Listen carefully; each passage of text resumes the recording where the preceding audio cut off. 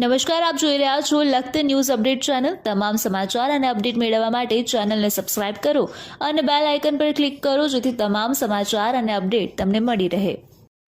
Lakhtar BRC ભવનમાં ત્રિદિવસીય તાલુકા કક્ષાના નવીન અભ્યાસક્રમ ઉપયોગ તાલીમ વર્ગનું આયોજન કરવામાં આવ્યું। લખતર તાલુકામાંથી સિલેક્ટ કરવામાં આવેલ 49 શિક્ષકને માસ્ટર ટ્રેનરો દ્વારા તાલીમ આપવામાં આવી રહી છે।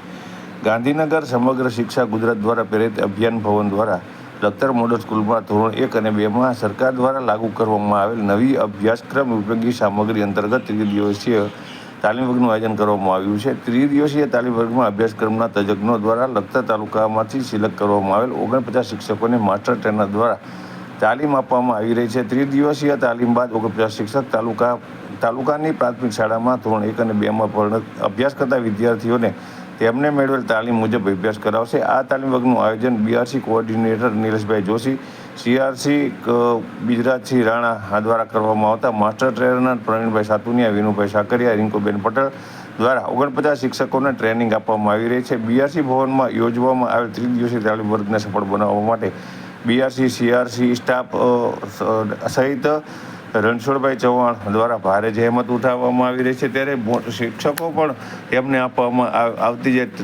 તાલીમ છે તેને તેઓ શાંતિ અને શિસ્તબદ્ધ રીતે ગ્રહણ કર્યા છે। આગામી સમયમાં તેઓ બાળકોને અભ્યાસ કરાવશે।